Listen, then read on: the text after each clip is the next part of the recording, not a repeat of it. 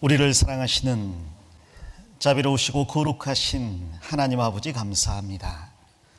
저희를 일찍이 하나님의 말씀으로 구원해 주시고 하나님의 자녀로 거듭나게 하셔서 청소년의 시기를 하나님의 말씀 가운데 또 귀한 교제 가운데 보내게 하심을 감사드립니다. 특별히 한 해를 허락해 주시고 전국의 고등부 학생들이 함께 모여서 말씀을 배우며 교제하며 주님의 뜻에 순종하고자 하는 각오를 다질 귀한 동계수련회 허락하심에 감사드립니다. 주님의 말씀을 날마다 배우고 묵상하며 그 말씀에 따라 순종하며 살아갈 수 있도록 도와주시옵소서.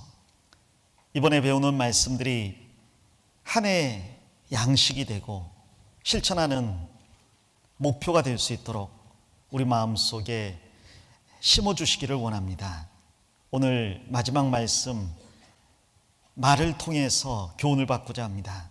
주님께서 함께 해주셔서 이 시간이 참으로 주님의 뜻을 더욱 깨닫는 귀중한 시간 되게 도와주시옵소서. 말씀 전하는 입술 가운데 함께 해주시고 듣는 심령 가운데 역사해 주시기를 원하며 우리를 사랑하시는 예수님 이름 받들어 기도드립니다. 아멘. 네, 다 같이 성경 시편 22편을 찾겠습니다.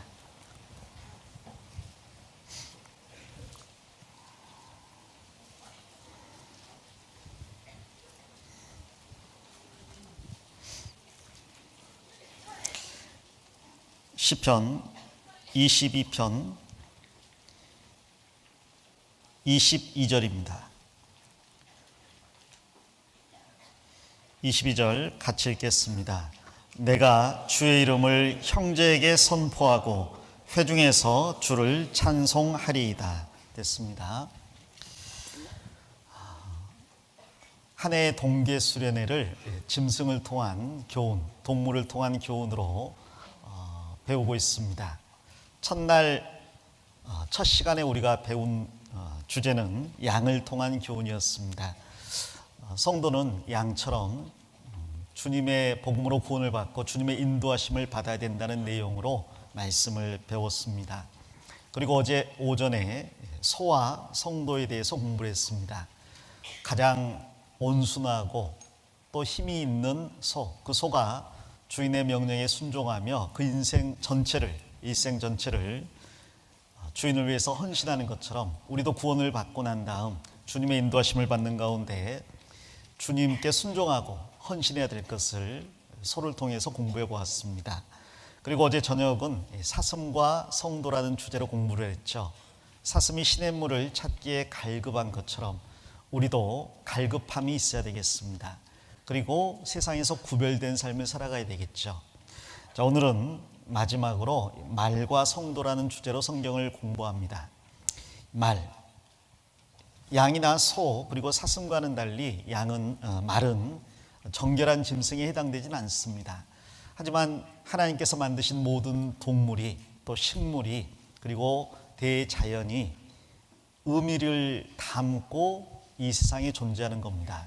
말을 통해서도 우리가 배울 수 있는 많은 교훈들이 있고요. 본받아야 될 점들 또 본받지 말아야 될 점들이 있습니다. 그 말 중에서 특별히 그 말의 용맹을 우리가 공부해 봐야 되겠어요. 그 용기가 필요한 이유는 그리스도인이 이 땅에 사는 가장 큰 이유는 하나님을 경배하기 위해서인데 하나님을 경배하지 않는 열방이 지금 너무나 많죠. 그리고 하나님의 뜻은 온 세계의 모든 족속에게 복음이 전파되고 그들이 하나님 앞에 한 목소리로 찬송하며 하나님을 경배하는 것이기 때문에 우리는 그 복음을 들고 세상 모든 족속에게 나가야 될 책임이 있습니다. 자, 그런데 복음을 전하기 위해서 가장 필요한 성품이 있다면 바로 담대함, 용기가 아닐까 싶어요. 그리고 우리는 그 용기를 전쟁터에서 주인의 말에 따라 앞으로 전진하는 말을 통해서 배울 수 있습니다. 그래서 이 말을 통해 용맹, 담대함, 그리고 주인의 명령에 순종하는 모습들을 오늘 배워보려고 합니다. 그리고 그걸 통해서 올 한 해 나도 말처럼 담대하게 복음을 전하고자 하는 마음을 가졌으면 좋겠습니다. 올 한 해 나를 통해서 한 명이라도 구원을 받을 수 있다면 나의 2019년이 하나님 앞에서 정말 가치 있고 의미 있는 귀중한 시간들이 될 거라고 생각합니다. 자, 방금 읽은 시편 22편은 예수 그리스도께서 십자가에 못 박혀서 고난받으실 것이 예언되어 있는 구약의 대표적인 장입니다. 이사야 53장과 더불어서 이 시편 22편은 십자가상에서 예수님이 고난받으실 모습이 아주 구체적으로 자세히 기록이 되어 있습니다. 그리고 22절부터는 그 주님의 죽으심과 부활하심으로 말미암아 주님의 복음이 온 세상 모든 족속에게 전파될 것이 기록이 되어 있습니다. 여기 주님의 복음을 22절에 내가 주의 이름을 형제에게 선포하고 회중에서 주를 찬송하리이다. 주님께서 이루신 그 구원의 복음을 내가 선포하겠습니다.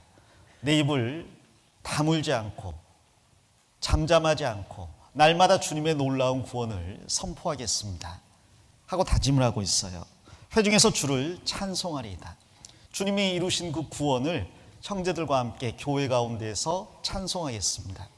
그리고 그 주님을 선포하고 찬송하는 가운데 복음이 온 세상 모든 민족에게 전파되어서 결국 땅의 모든 족속이 구원을 받는, 복음이 모든 족속에게 전파되는 일이 그 이후에 기록되어 있는 거죠. 27절 같이 읽어보겠습니다.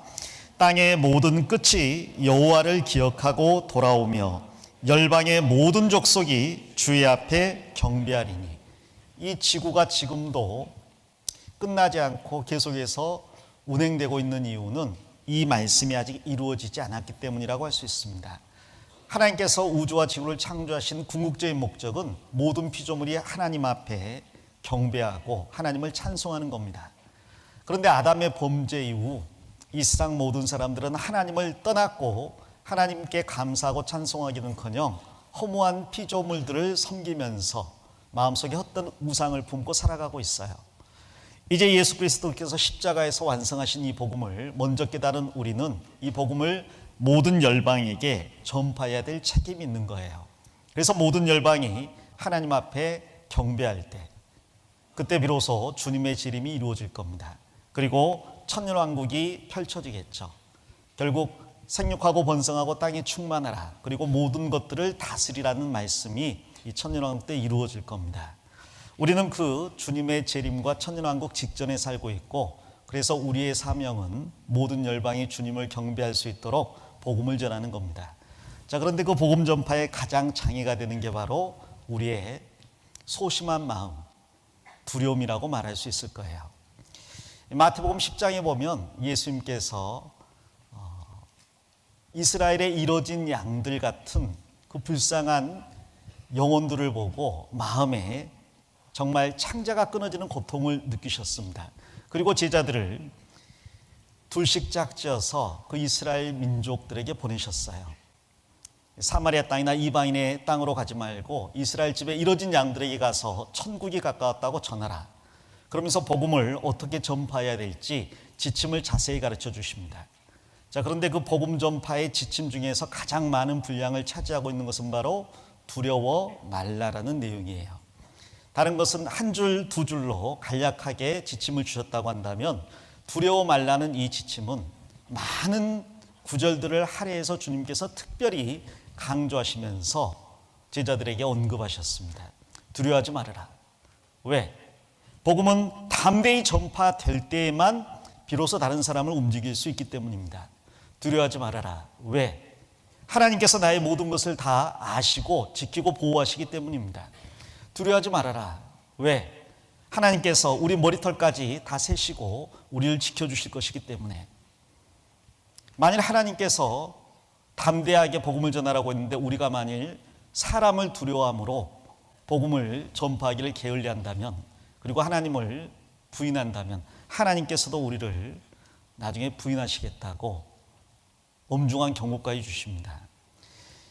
가정에 복음이 들어갔을 때 그 가정에 불화가 시작이 됩니다.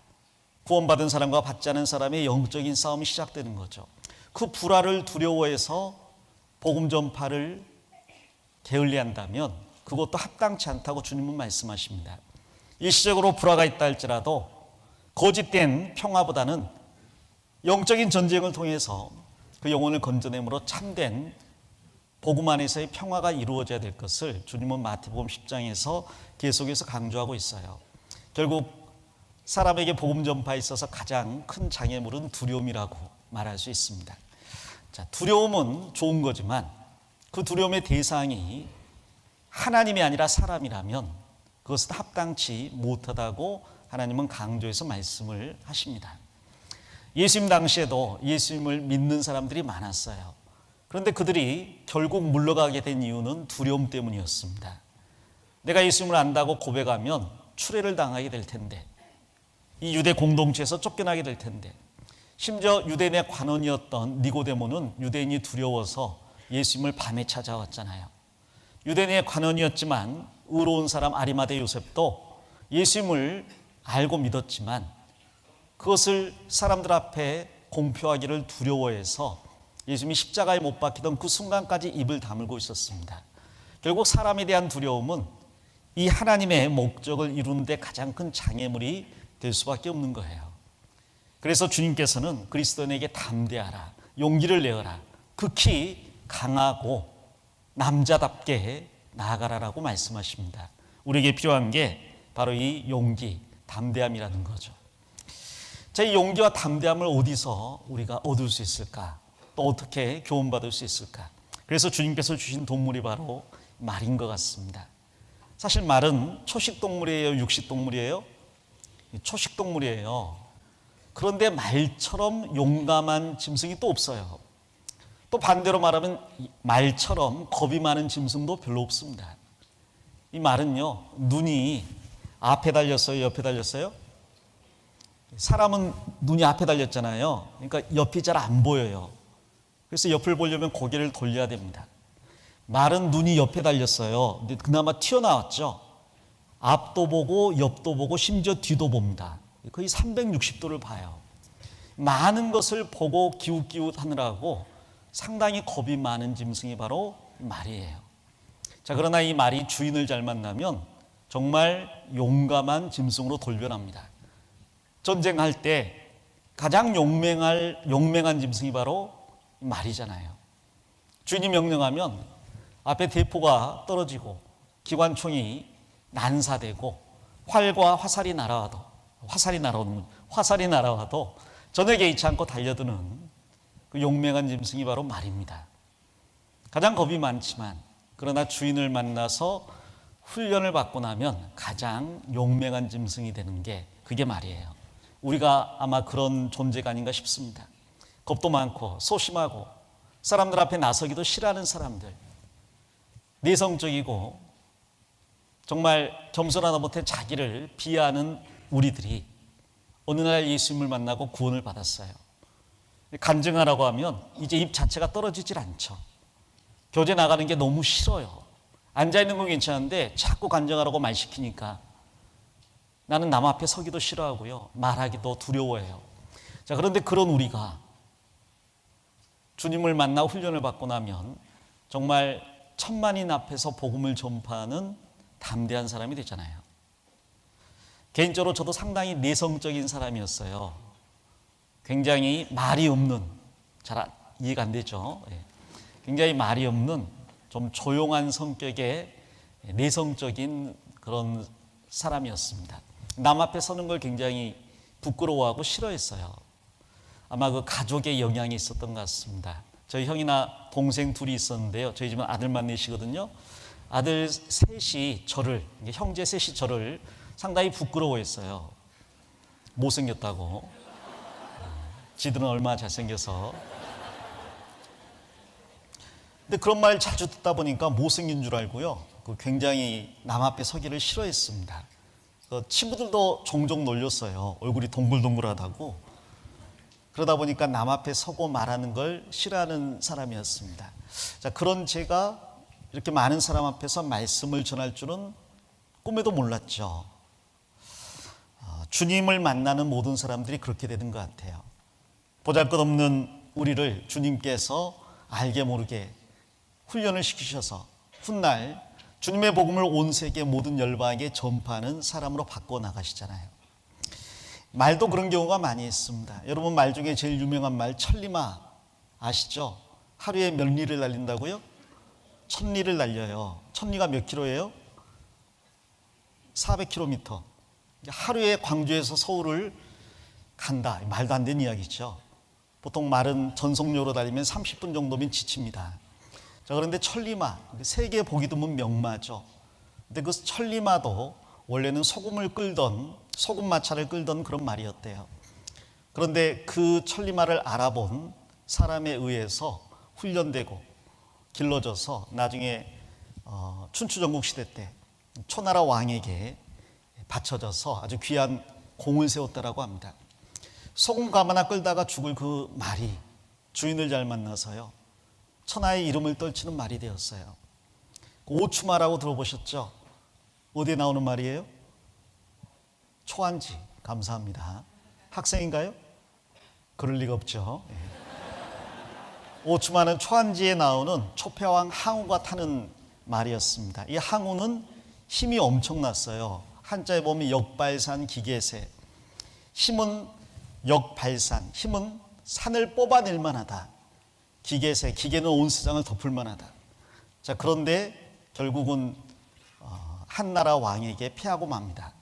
그런데 그 초패왕 항우가 온 세상을 처음에 정복할 수 있었던 것은 그 오추마라는 명마 덕분이었다고 이야기해요.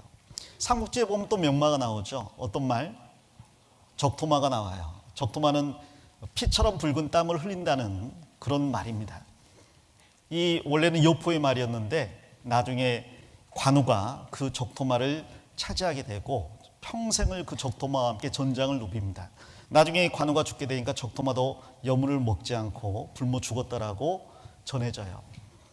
그런 말들은 모두 주인을 만나서 나중에 이름을 떨치게 됐어요.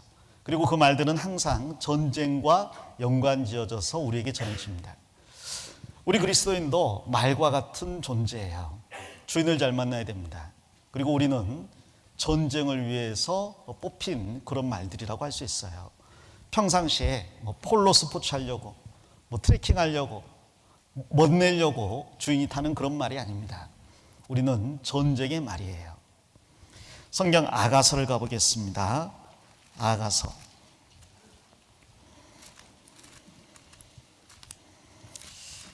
아가서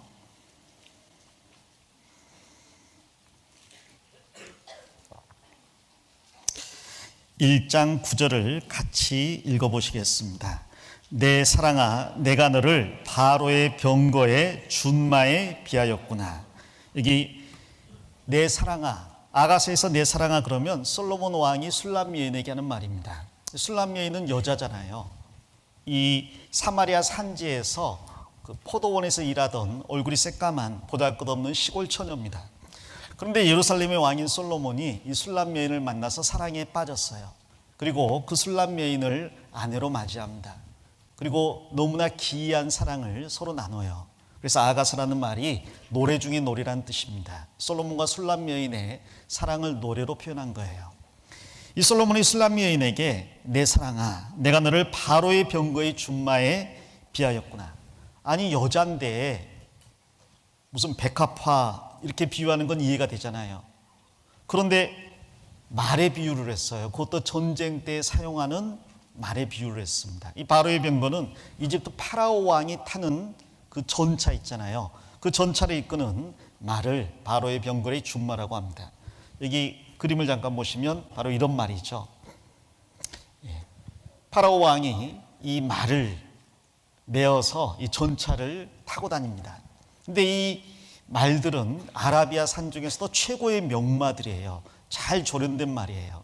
이집트가 강력할 수 있었던 이유가 바로 이 전차가 아주 유명했기 때문입니다. 그래서 심지어 출애굽 시대, 지금부터 3,500년 전에 이스라엘 백성들이 홍해를 통과할 때 바로의 전차 부대가 거기까지 이스라엘 백성들을 쫓아왔다라고 성경에 기록되어 있잖아요.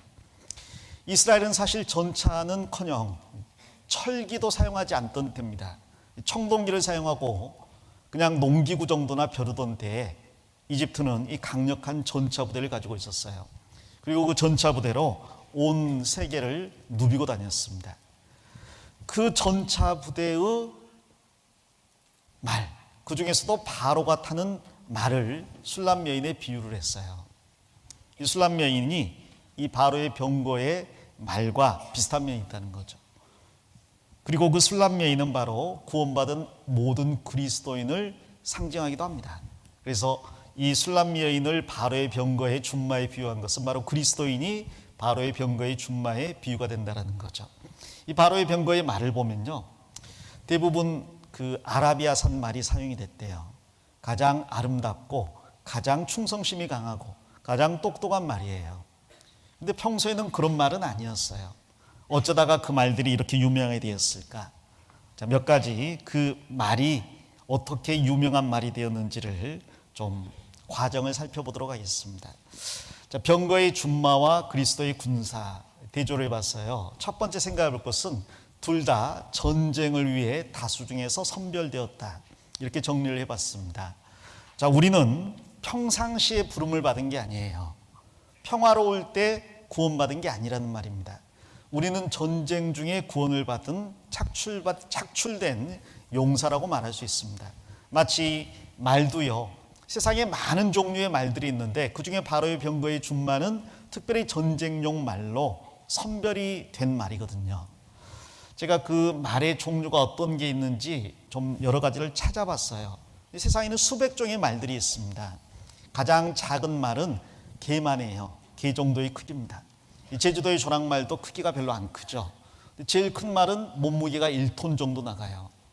그러니까 그 에쿠스가 큰 대형 말에 해당되는데, 그런 말들은 몸무게가 1톤씩. 그리고 이제 전쟁에 사용되는 말들은요, 몸무게가 600-700kg 정도 나가는 그런 말들이 주로 사용이 됩니다. 그래서 이 많은 말 중에서 고르고 골라서 전쟁에 사용할 말을 이제 훈련을 시킵니다. 그래서 war horse, 전쟁에 사용하는 말이라고 하죠. 다양한 종류의 말이 있지만 단지 크고 힘만 세다고 해서 전쟁용 말이 될 수는 없어요. 그 중에서 이제 여러 가지 조건들을 갖춰야 되는 거죠. 제일 많이 사용되는 말이 바로 이런 아라비아산 말이랍니다. 이 말은 전쟁용 말로 가장 아름답고도 똑똑하고 힘이 있고, 그리고 주인에 대한 충성심이 강한 말로 소문이 난 말이에요. 그래서 유명한 말 그러면 넘버 원에서 이 아라비아산 말을 이야기합니다. 지구력도 있고요, 정신력도 탁월하다고 이야기해요. 자, 그리고 이 스페인산 말인데요, 이 말도 굉장히 유명한 말입니다. 이 전쟁할 때 제일 많이 사용이 되던 말이에요. 반달루시아라는 말인데 명마 중에 명마로 꼽힙니다. 또 이 영국에서부터 그 혈통을 잘 보존시킨 말인데요, 혈통을 잘 보존시킬 뿐 아니라 굉장히 큰 훈련을 시켜가지고 이 뛰어넘기도 잘하고요, 그 사냥도 잘하는 그런 말로 이 서로브레드 이 종이 이제 꼽힙니다. 이건 미국 말이에요. 미국의 쿼터호스라는 말인데 미국에서 유명한 그 경찰용 혹은 전쟁용 말이에요. 이것은 미국의 그 타네시 워커라는 말인데, 이 말은 미국 전쟁할 때 장군들이 즐겨 탔던 말이라고 합니다. 워싱턴 같은 장군은 아라비아산 말을 탔지만 다른 장군들은 이런 말들을 탔대요. 이런 말들의 가치는 이제 돈으로 따질 수 없을 만큼 귀하다고 이야기합니다. 가격이 몇십억에서 몇백억까지 나간다고 이야기를 해요. 왜 그렇게 말 한 마리가 비쌀까? 저는 어릴 때 주변에서 말을 많이 봤거든요. 그렇게 비싼 말들이 아니었습니다. 그런데 그런 별 볼 일 없는 말이지만 주인을 만나서 잘 훈련을 받아 전쟁터에서 주인의 목숨을 구할 뿐 아니라 혁혁한 무공을 세울 수 있는 말이라면 몇십억, 몇백억의 가치를 할 수 있다는 거예요. 자, 우리 그리스도인도 마찬가지입니다. 우리는 전쟁 때 부름을 받았어요.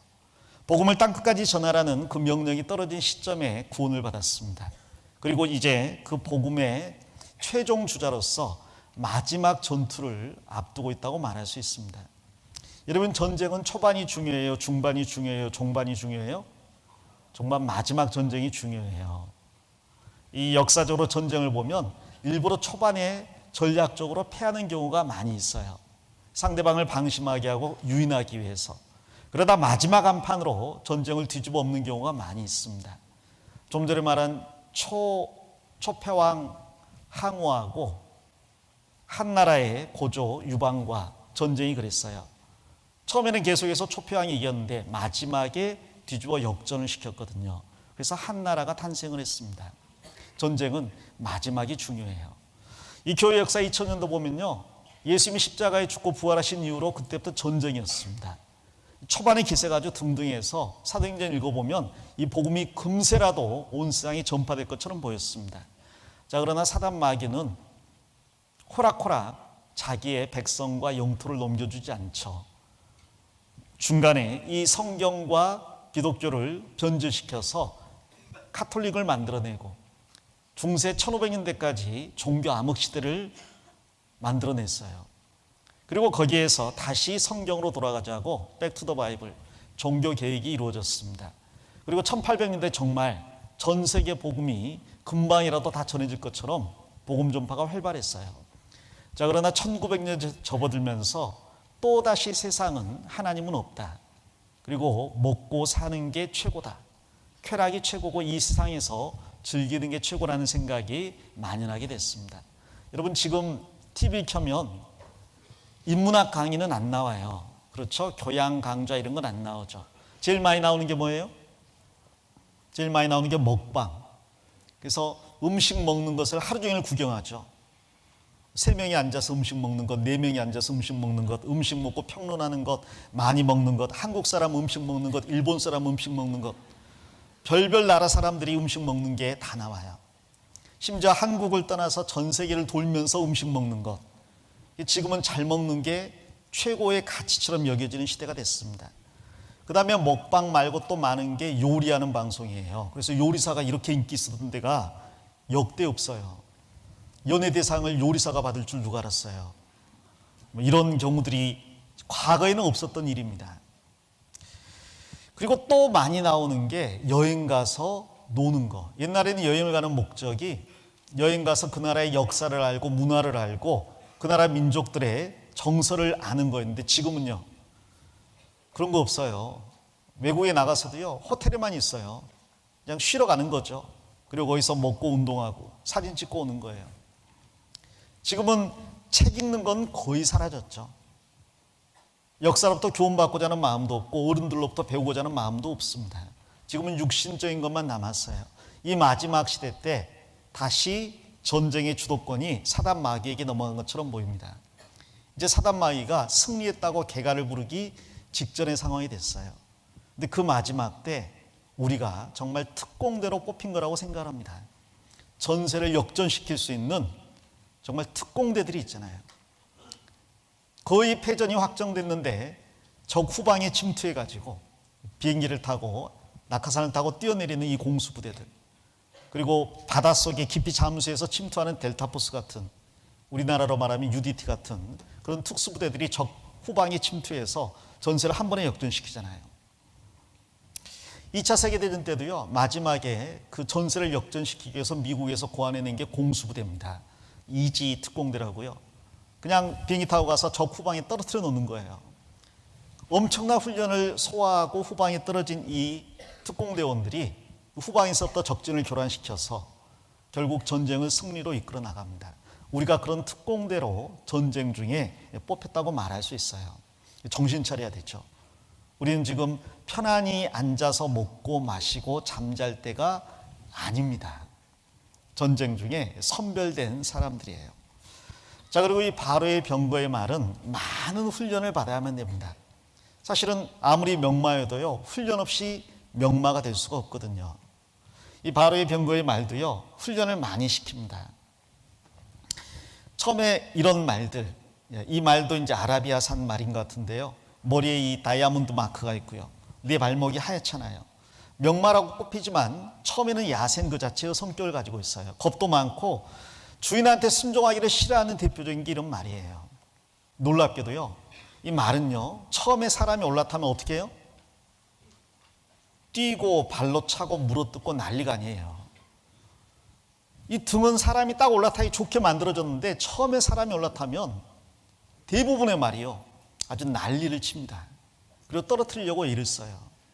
자, 그 말이 나중에 전쟁터에서 주인의 말을 따라 전쟁하는 말이 되려면 많은 훈련을 거쳐야 되는 거죠. 그래서 그 말을 훈련시키기 위해서 많은 장비들이 필요합니다. 근데 그 중에 제일 중요한 장비가 뭔지 아세요? 이 말에게 있는 이 많은 장비 중에서 제일 중요한 게 뭔지 아세요? 다른 건 다 없어도 이건 있어야 돼요. 그게 뭐냐면 말의 입에 씌워진 이 굴레라고 말할 수 있습니다. 말은 사람 말 안 들으려고 일을 씁니다. 근데 그 말을 사람 말에 복종하는 온순한 말로 바꾸기 위해서 반드시 필요한 게 그 입에 물리는 재갈, 이 굴레예요. 이게 없으면 말은 사람 말을 절대로 안 들을 겁니다. 근데 참 신기한 게 뭐냐면 여러분 말 입에 이 들어가 있는 굴레, 재갈 봤어요? 안 봤어요? 옛날에는 그게 많았는데 저 어릴 때는요 동네에 말이 많았어요. 지금은 이제 경마장이나 가야 했는데 근데 그때 입에 재갈을 물리거든요. 근데 그 재갈을 보면 그게 쇠예요. 입에다가 쇠를 물려놓고 거기다 줄을 연결한 다음에 말을 자기 마음대로 통제하기 위해서 그 재갈을 당겨요. 그럼 말이 막 달리고 있는데 재갈을 당기면 어떻게 돼요? 막 달리고 있는데 아프잖아요. 서는 거죠. 아프니까 뭐라고 해요? 이잉 그러잖아요. 아파잉 그러는 거예요. 얼마나 아프겠어요. 왼쪽으로 가게 하려면 이쪽에 재갈을 왼쪽으로 확 당기면 고개가 확 돌아가면서 왼쪽으로 가고 오른쪽으로 당기면 아프니까 또 오른쪽으로 가고. 근데 좀 궁금한 게 있었습니다. 이 말의 재갈은 쇠로 돼 있는데 그럼 이빨이 어떻게 되겠어요? 쇠를 입에 물고 음식을 씹으려면 이빨이 다 상하겠죠. 근데 참 또 놀라운 게 뭐냐면 그 부분만 이빨이 없습니다. 말은 앞니가 있고요. 안에 어금니가 있어요. 그런데 이 중간 부분은 이가 하나도 없이 비어 있어요. 애초에 거기에 재갈을 물리도록 하나님께서 그렇게 만드신 것 같아요. 야고보서에 보면 그 사람의 혀의 중요성에 대해 이야기하면서 말을 꼽고 있죠. 이 말도 그렇게 큰 말을 사람이 그 입에 물린 재갈로 통제를 하지 않냐. 마찬가지로 사람도 그 인생 전체가 혀의 통제를 받는다라고 이야기합니다. 이 재갈이 있어서 말이 사람의 말을 들을 수 있게 됐고 그래서 이 전쟁터에서 주인을 따라서 담대히 나아가는 용맹스러운 말이 될 수 있었던 거예요. 몽골에서 말을 잡아서 훈련시키는 걸 그 영상으로 만들어 놓은 게 있는데 잠깐 보겠습니다.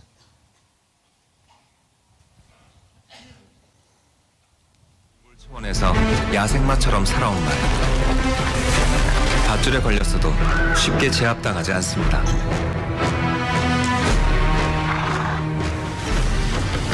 인간과 말의 밀당이 아슬아슬하게 이어집니다. 말을 길들이는 건 힘이 아닙니다. 인간이 만들어낸 도구, 그것이 꼭 필요합니다. 말을 놓치지 않으려고 고삐를 메고 조종을 위해서는 입 안으로 재갈도 물려야 합니다. тэгэл надуу барьж авахтай тэгэл хөөжрөл хашаараа оруулж агаад тэгэл барьж аваад ногтлол хазаарлал тэгэл имэйлэл тэгэл мордонда. 처음 인간을 태우는 말은 놀라서 몸부림을 칩니다. 고삐와 재갈 안장이 있다고 해서 호락호락하지는 않죠. 말은 인간을 떨어뜨리려 하고 인간은 절대 떨어지지 않으려 버티는 힘과 기술의 팽팽한 대결. 끝날 듯 끝나지 않는 말과 인간의 대결은 수천 년 역사에서 익히 봐왔듯이 결국 고삐를 움켜쥔 인간이 승리를 합니다. 말을 조종하는 재갈은 기원전 3500년부터 이용한 도구. 신통하게도 말의 입안 구조에 딱 맞게 만들어졌습니다. Тэн хазаартай морь бол яг энэ хамгийн ардын соёо байгаа юм. Энэ соёо. Энэ соёоноос хойш энэ хүндийг хийн таарад байгаа юм. Ингэж амгаа бол ямар ч одоо ажиллахад араанаас ургэж. Тэгээд энэ юуны энэ соёоноос хойш яг энэ хүндийн дээр ингэ таарад байхгүй суулан гээ байж ингэ. 아마 하나님께서 그렇게 만들어 놓으신 것 같아요. 그래서 그 힘있고 큰 말이 입에 물린 재갈 때문에 주인에게 꼼짝 못하고 순종하잖아요. 그리고 그렇게 순종하는 말이 정말 가치 있고 귀하게 쓰임을 받는 거예요. 훈련을 받을 수 있는 거죠. 이 사람도 마찬가지입니다. 성경 디모데전서 4장을 가보겠습니다.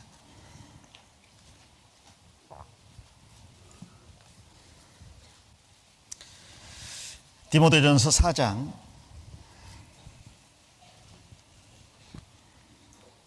6절입니다. 내가 이것으로 형제를 깨우치면 그리스도 예수의 선한 일꾼이 되어 믿음의 말씀과 내가 좇은 선한 교훈으로 양육을 받으리라. 17절 18절 같이 읽겠습니다. 망령되고 허탄한 신화를 버리라. 7절 8절입니다. 죄송합니다. 망령되고 허탄한 신화를 버리고 오직 경건에 이르기를 연습하라. 육체의 연습은 약간의 유익이 있으나 경건은 범사에 유익하니 금생과 내생의 약속이 있느니라. 자, 육체의 연습은 약간의 유익이 있다라고 인정합니다. 여러분 청소년 때 그 살도 빼려고 혹은 근육도 만들려고 운동하잖아요. 그리고 식단도 조절하잖아요. 그것은 약간의 유익이 있어요. 그러나 경건은 범사에 유익한데 금생에 뿐 아니라 내세에까지 유익하다고 이야기해요. 그러니 경건에 이르도록 연습하라라고 이야기합니다. 훈련을 받으라는 거예요. 우리는 사실 구원을 받기 전은 말할 것도 없고요. 구원받고 난 다음에도, 즉 주인을 만난 다음에도 그 주인에게 순종하지 않으려는 마음이 있어요. 내 마음대로 자유롭게 살고자 하는 마음이 있어요. 좀 전에 그 말처럼요. 주인에게 잡혔어요. 입에 재갈도 물렸어요. 등에 안장도 씌웠어요. 그리고 이제 주인을 태워야 된다는 것도 배웠어요.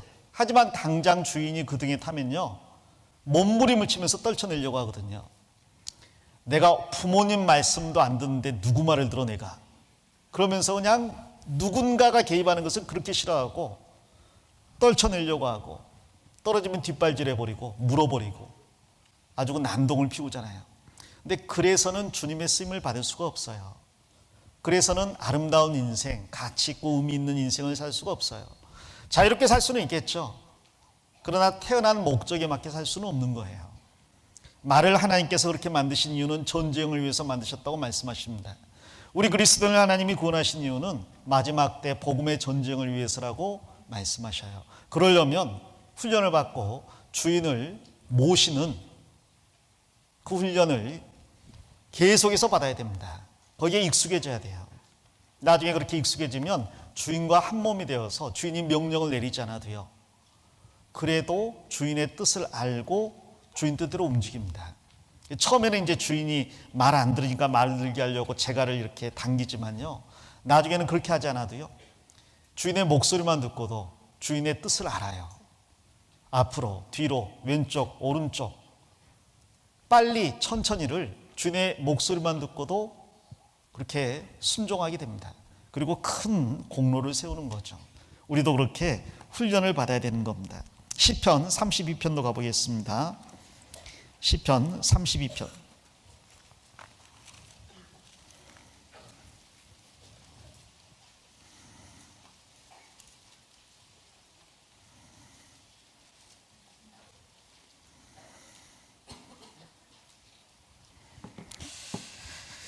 32편 9절입니다. 같이 읽겠습니다. 너희는 무지한 말이나 노새같이 되지 말지어다. 그것들은 자갈과 굴레로 단속하지 아니하면 너희에게 가까이 오지 아니하리로다. 하나님께서 우리에게 말씀하십니다. 너희는 말과 노새 중에서 무지한 말, 무지한 노새들이 있는데 그런 말이나 노새가 되지 말라. 그들은 재갈과 굴레로 단속하지 아니하면 너희에게로 가까이 오지 않는다. 비스마르크라는 철혈 재상이 있었어요. 이 세계제 1차 대전 때 그 나라를 강국으로 만든 정말 그 철의 재상, 피의 재상. 근데 이 비스마르크가 그런 말을 했습니다. 세상의 사람은 세 종류의 말로 비유할 수가 있다. 첫째는 말로에서 즉시 순종하는 말. 그런 사람이 있는가 하면 두 번째는 재갈과 굴레로 단속하지 않으면 듣지 않는 말. 세 번째는요. 피 터지게 채찍에 맞지 않으면 절대로 움직이지 않는 말이 있대요. 아마 그 성격이 그분 성격이 그렇게 말에 나오는 것 같죠. 자, 그런데 우리는 어떤 종류의 사람에 해당하는가?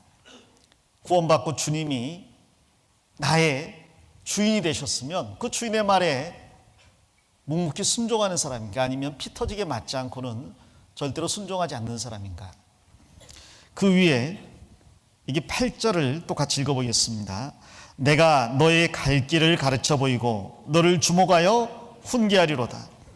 주님께서 일단 우리의 주인이 되면 마치 주인이 말을 방향을 맞춰서 가자고 지시하는 것처럼 우리 인생의 항로를 주님이 결정하셔요. 주님께서 왼쪽으로 오른쪽으로 이리 저리 갈 길을 가르쳐 보이고 주목하고 지켜보신다는 말이죠. 그리고 훈계합니다. 그런데 아무리 주인이 이쪽으로 가자 그래도 안 가는 말이 있잖아요. 채찍에 피 터지게 맞는 말이 있어요. 그런 말이 되어서는 우리는 안 되는 거죠. 그래서 우리는 훈련받는 가운데 잘 성장을 해야 돼요. 그중에 제일 중요한 훈련은 바로 주인의 명령에 절대적으로 순종하는 훈련입니다. 3번인데 30번으로 써놨네. 죄송합니다. 주인의 명령에 절대 순종해야 된다. 이 말 중에서 제일 쓰임이 많은 말, 사람들이 선호하는 말이 아라비아산 말이라고 했잖아요. 이 아라비아산 말이 제일 인기 있는 이유 중에 하나가 주인 말에 절대적으로 순종하기 때문입니다. 제가 그 이유를 쭉 찾아봤어요. 그랬더니 이런 이유예요.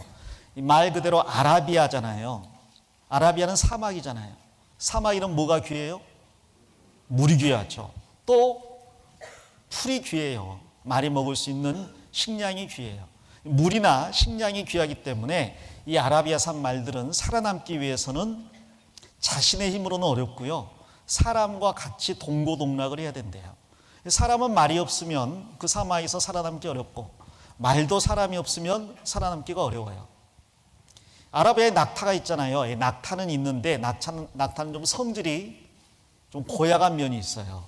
어제 배우셨죠? 낙타는 좀 마음에 안 들면요 막 침 뱉어버려요.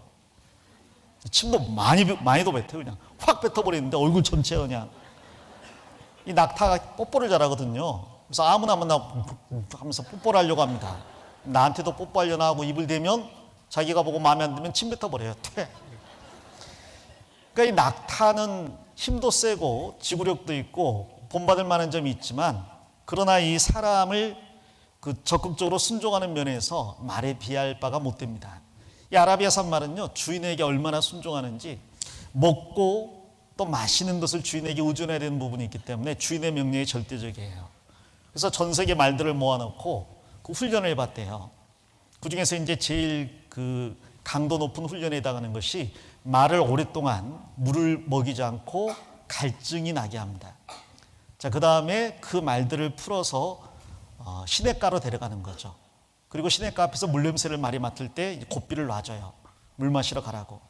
자, 그렇게 물을 향해 달려가고 있는데 갑자기 휘파람을 불어서 주인이 말들을 부르는 거죠. 근데 대부분의 말들은 너무나 갈증이 심하니까 물냄새를 맡고 이성을 잃어버리고 물가로 달려간대요. 아라비아산 말은 그렇게 갈증이 나도 주인이 부르면 다시 돌아온다는 거죠. 그리고 그 주인의 명령이 있을 때까지 그 갈증을 참아낸다는 거예요. 그래서 이 말이 아주 유명한 말이 됐습니다. 우리도 그렇게 주인의 말에 절대적으로 순종하는 모습이 있어야 되겠어요. 제일 중요한 게 바로 그 주인을 알아보고 주인에게 순종하는 겁니다. 그 말과 관련돼서 말씀을 준비하려고 영화 중에서 말과 관련된 말이 있는가 봤더니 여러 가지 말들이 있는데, 전쟁과 관련돼서 월호스라는 영화가 있더라고요. 시간이 없어 보지는 못했고요.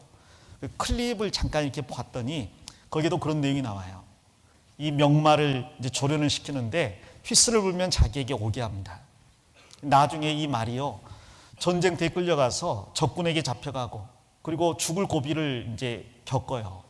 그러다가 주인을 찾아서 아무도 통과할 수 없는 최고의 격전지를 막 대포가 떨어지고 총알이 날아오고 철조망에 온몸이 감기는데도 뚫고 주인에게 옵니다. 그런데 이제 너무 부상이 심해가지고 이 군에서는요, 이 주인이 누군지를 모르니까 이런 말은 치료할 수도 없고 죽이자고 총을 꺼내서 쏴 죽이려고 해요. 그런데 그 중에 주인이 있었어요. 다만 눈을 부상당해가지고 말을 볼 수가 없는 겁니다. 혹시나 자기 말인가 해서 휘파람을 불어요.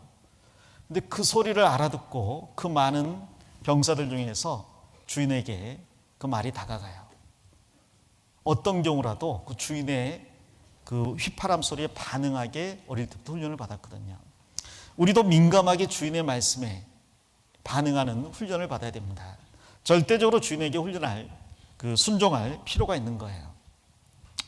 그 훈련은 아마 어릴 때부터 시작된다고 말할 수 있습니다. 바로 부모에게 순종하는 훈련부터 시작이 되는 거죠. 만일 부모에게 순종하지 못한다면 나중에 주님께 순종하는 건 불가능할 거예요. 10계명 중에서 부모에게 순종하라는, 복종하라는 말씀이 몇 번째 계명이죠? 그게 5번째 계명이죠. 첫 번째부터 4번째 계명은 무슨 계명이에요? 사람이 하나님께 대해서 지켜야 될 도리를 첫 번째부터 4번째까지, 5번째부터 10번째까지는 사람과 사람 사이에 지켜야 될 계명이 기록이 되어 있습니다. 그런데 유대인들의 그 율법을 보면요, 이 5번째 계명이 사람과 사람 사이에 지켜져야 될 계명이 아니라 하나님과 사람 사이에 지켜져야 될 계명으로 분류가 되어 있어요. 그래서 1번부터 4번까지가 하나님에 대한 계명이 아니라 1번부터 5번째 계명까지가 하나님께 대한 계명이라고 합니다. 왜? 부모에게 복종하는 것, 공경하는 것, 순종하는 것, 이 모든 것은 하나님과 연관이 있다는 거예요. 자, 성경 출애굽기 기다려보겠습니다. 출애굽기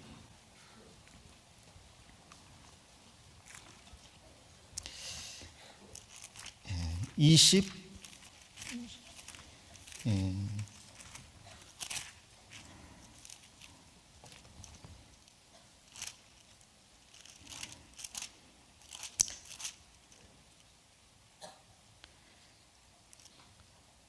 잠깐만요.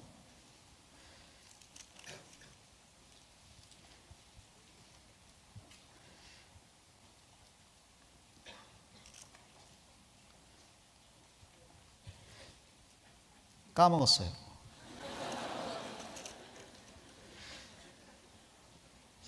죄송합니다. 신명기입니다. 신명기 21절 가보겠습니다.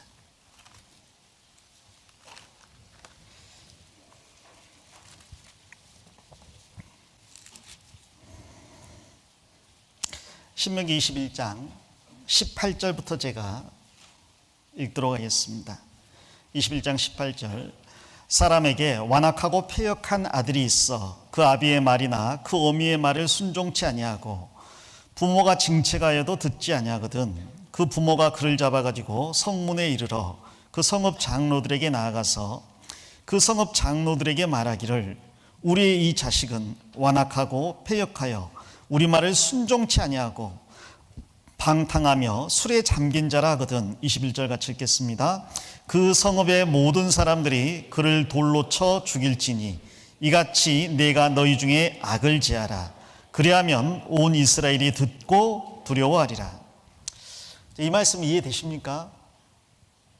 전에 저희 형이 저한테 이걸 질문을 했어요. 그래서 제가 이 말씀을 좀 곰곰이 생각을 해봤습니다.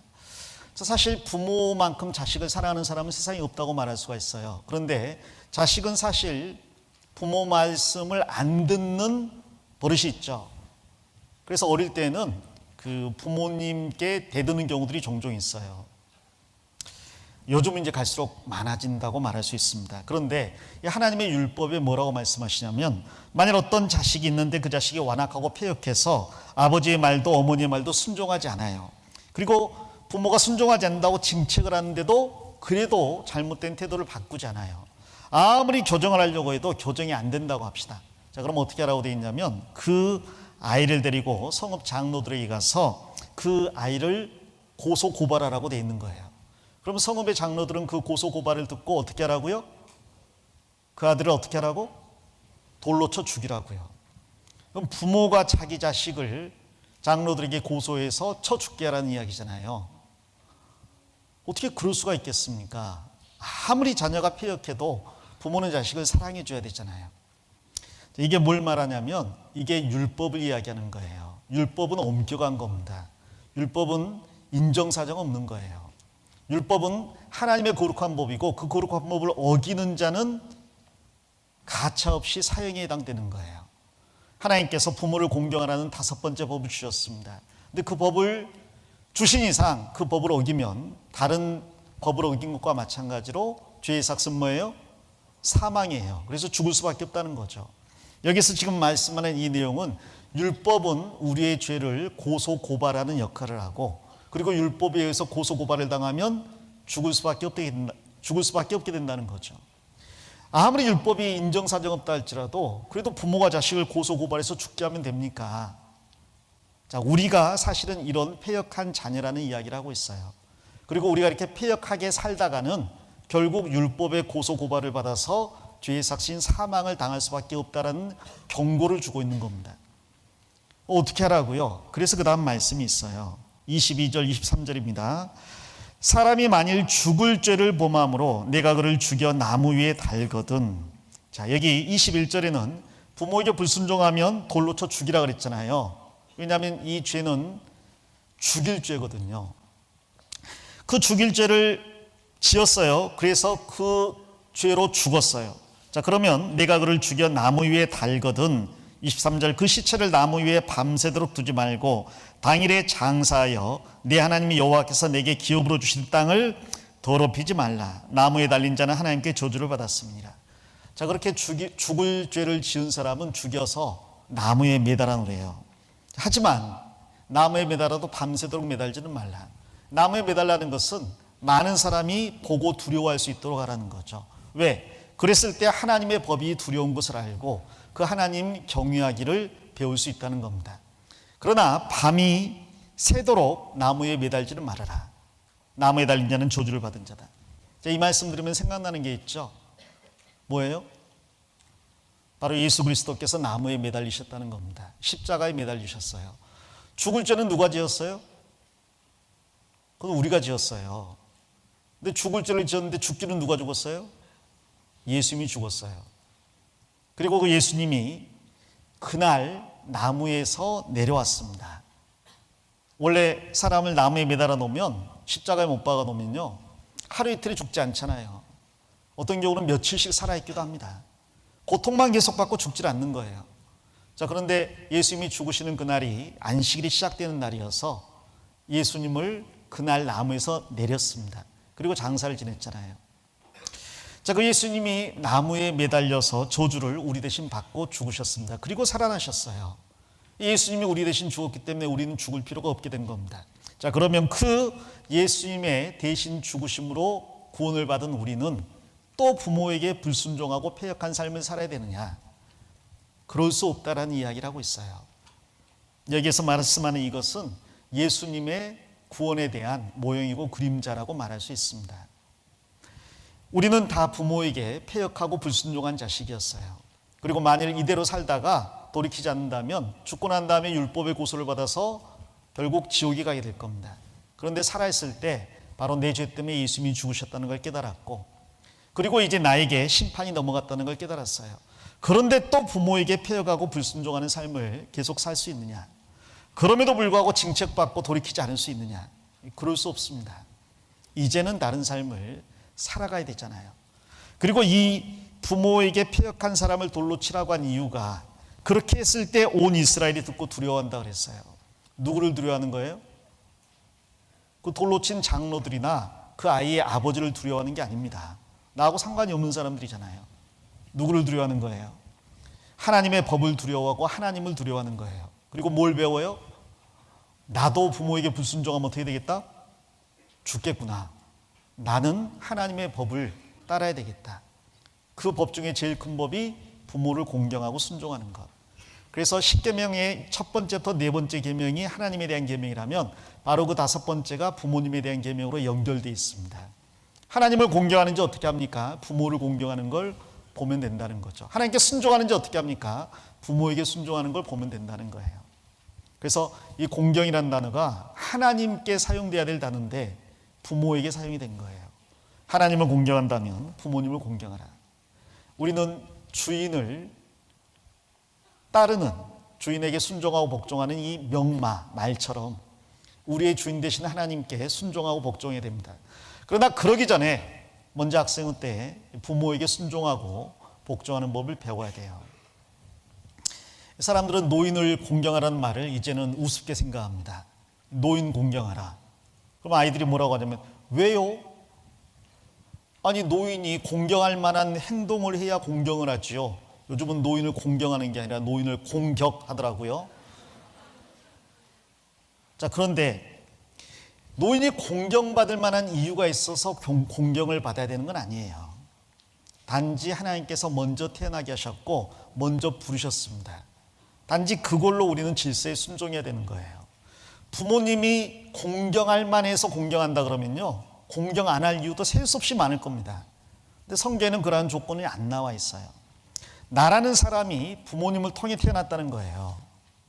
여러분, 이 부모님이 나를 낳아주신 것은요, 예수 그리스도의 십자가의 죽으심으로 내가 태어날 것에 대한 모형이라고 말할 수가 있어요. 부모님이 나를 낳으실 때 10달 동안 잉태하는 고통을 감당하셨습니다. 그리고 나를 낳을 때 먼저 양수가 터져요. 물이 쏟아져 나오죠. 그 다음에 아이가 나오면서 많은 출혈이 있습니다.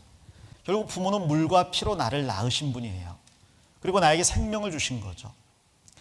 자, 80년, 90년의 생명을 나에게 주신 부모님, 그 생명을 주시기 위해서 물과 피를 쏟으신 게 부모님이라면, 예수님은 나에게 영원한 생명을 주시기 위해서 십자가에서 물과 피를 다 쏟아내셨어요. 예수님이 옆구리를 찔렀을 때 옆구리에서 물이 쏟아져 나오고 피가 쏟아져 나왔습니다. 그리고 교회가 탄생한 거거든요. 그래서 이 부모님은 예수 그리스도의 모형이라고 말할 수 있어요. 그러므로 예수님을 사랑한다면 그 예수님의 모형이 되는 우리 부모님도 마땅히 사랑해야 됩니다. 자, 주님이 우리에게 명령하는 게 다 이해되는 건 아니에요. 어떤 경우는 이해가 안 될 때도 있어요.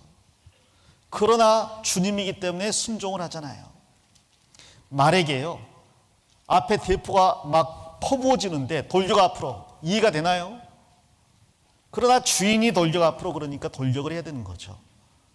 부모님이 나에게 하시는 명령이 지금 이해가 안 될 때가 있습니다. 어쩌면 죽을 때까지 이해가 안 되는 경우도 있을 거예요.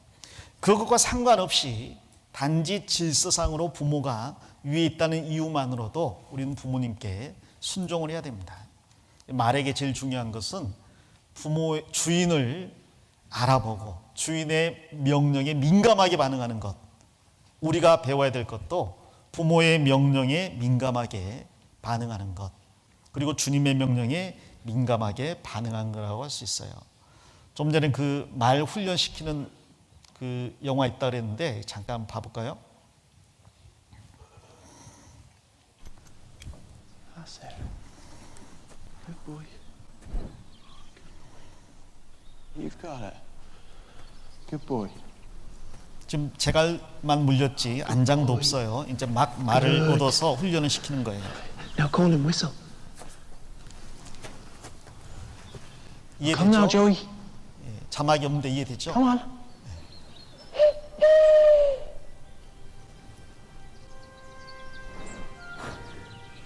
You can come now, Joey.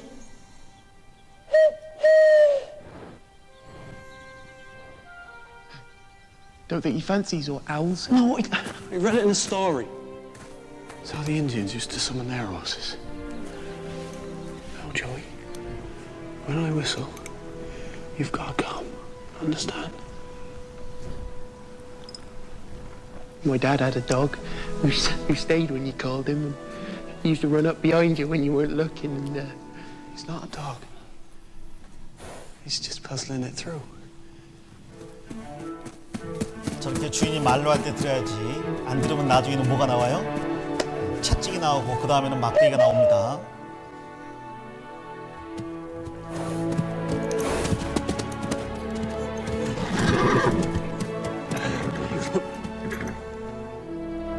Will you look at you?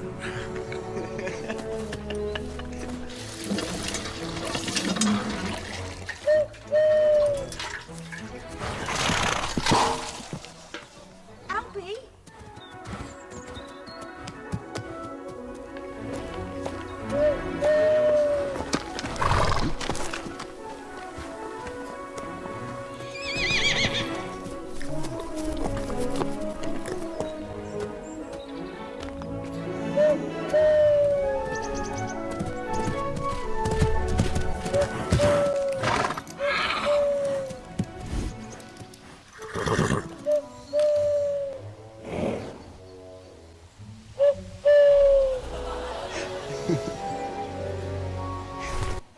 저런 말 있으면 좋겠죠? 예, 먹여 살리기는 힘들어요. 되게 많이 먹어요. 예. 저렇게 말이 주인 말 잘 들으면 얼마나 좋겠어요. 나중에 전쟁터에서도요, 적진에 있는 말이 저 소리를 듣고 따라온다니까요. 주인을 알아보고 언제 어디서건 주인이 부르면 민감하게 반응을 합니다. 우리는 이러한 훈련을 어릴 때부터 해야 되는 거예요. 이 말 중에서 쓸데없는 말이 바로 힘만 세고 주인 말 안 듣는 말. 그 이제 말고기로 만들어야 되겠죠. 자, 그리고 네 번째로 이 말들 바로의 병거에 준말하고 있는데, 이 바로의 병거에 말이 한 마리만 있는 경우는 거의 없고요. 보통 두 마리, 그리고 이제 전쟁터에 나갈 때 네 마리까지 같이 이렇게 엮어서 결의를 해서, 그래서 그 마차를 끌게 합니다. 그 네 마리 마차 종종 보셨죠? 특별히 그 벤허라는 영화를 보면 이 네 마리 마차가 끄는 사두 마차 그 경주가 있어요. 근데 그 마차 경주를 보면 이 교훈이 많이 됩니다. 그 영화를 보면 그런 내용이 나와요. 이 벤허라는 주인공이 친구 메살레에게 모함을 받아가지고 노예로 팔려갑니다. 5년 동안의 노예 생활을 마치고 살아남아서 고향으로 돌아와요. 자, 그러다가 그 부족장이 아라비아 산 말 104마리를 그 마차를 매달아서 끌게 하는데 그 훈련시키는 장면을 이제 보게 됐죠. 근데 보자마자 이야기합니다. 아이고 저러다가 커브 돌 땐 뒤집어지는데. 근데 정말 이렇게 뒤집어지는 거예요. 그리고 그 마부는요, 막 채찍을 가지고 말을 달리게 하는데요. 아이고 저러면 안 되는데. 족장이 그걸 보고 말에 대해서 잘 아는 것 같은데 이 말을 한번 훈련시켜보지 않겠냐고. 가까이 가서 말을 보니까요, 말이 다 104마리인데 너무너무 예쁜 거예요. 문제는 뭐냐면 말이 4마리가 전부 크기도 다르고 성격도 다르고 능력도 달라요. 예를 들어서 어떤 말은 크고 힘이 세요. 근데 지구력이 약해. 또 어떤 말은 속도는 느려요. 그런데 지구력이 좋아요. 어떤 말들은 속도가 중간이고 지구력도 중간이에요. 그럼 이 4마리 말을 어떻게 훈련을 시켜야 될까? 근데 이 그전 기수는요, 그 말에 대해서 잘 모르기 때문에 그냥 뒤처지면 그냥 채찍질하고요. 너무 빨리 가려고 하면 고삐를 당기고요. 베너는 그것을 알고요, 이 말을 적절하게 배치합니다. 예를 들어서 지구력은 있는데 속도가 좀 느린 말, 사두마차 중에 제일 안쪽에다가 배치를 하는 거죠. 이 커브를 놓을 때 상대적으로 속도가 느리지만 그러나 균형을 잡아줄 수가 있잖아요. 제일 빠른 말은 어느 쪽에 배치해야 돼요? 제일 바깥쪽에 배치를 해야 오늘 크게 돌 때 유리하겠죠. 그리고 가운데는 이제 중간적인 말들을, 그러면서 자기 그 적성에 맞게, 능력에 맞게 그 일을 시키고, 그리고 채찍을 전혀 사용하지 않습니다. 그냥 그 말을요, 사랑으로 이렇게 대해주는 거예요. 결국 그 마차를 끌고 전차대에 나가서 우승을 하잖아요. 자기 친구 메살라는 그 히랍 전차를 끌고 옵니다. 바퀴에 톱날 바퀴를 달아가지고 누구든지 접근하면 톱날 바퀴에 의해서 다른 마차가 이제 박살나게 만든 전투용 마차를 끌고 와요. 바퀴가 돌면서 톱날도 도니까. 근데 그 마차를 끄는 말들은 검은 말 4마리예요. 선악을 그렇게 구별한 것 같아요. 흰색 말 4마리, 검은 말 4마리. 그 마차를 이렇게 타고 조종하는 그 기수 메살라는 채찍을 들고 사정없이 이 말들을 내리칩니다. 말들이 안 맞으려고 막 달려가는 거예요. 그렇게 안 맞으려고 달려가다 보면 1등하는 것처럼 보이는데 결국은 이제 무너지는 거죠. 그리고 베너가 끄는 그 4마리 말이 결국 위대한 승리를 거두게 됩니다. 기술을 잘 만나면 말들이 역할이 다르고 능력이 다르지만 자기 일을 충실해 나갈 수가 있어요. 근데 그러려면 협력을 잘해야 되는 거죠. 그 그림들 많이 보셨을 거예요. 보통 이 바로의 전차가요, 2마리가 끌거나 심지어 4마리가 끌죠. 요즘 나온 이제 리메이크작 베너인데요, 여기도 4마리 말입니다. 이 말의 능력이 다 달라요. 그래서 여기 이 말 이름이 다 별자리 이름을 땄어요. 별 같은 말이에요. 그리스도인이 별과 같은 존재잖아요. 안타레스, 알데바란, 리엘, 알타이즈, 이런 말들의 이름을 다 알고 자기 능력과 성향을 알고 거기에 맞게 적재적소에 배치를 시켜서 최대의 힘을 발휘하게 합니다. 결국 경주에서 승리를 거두는 거죠. 자, 우리도 연합을 할 줄 알아야 돼요. 신앙생활은 혼자 하는 게 아닙니다. 주님의 일을 하기 위해서는 혼자보다는 둘이 낫고요, 둘보다는 셋이 낫고요, 셋보다는 열이 낫고요. 열보다는 수문이 낫습니다. 그들이 만약 연합할 수만 있다면. 이 빌립보서 1장 가보겠습니다.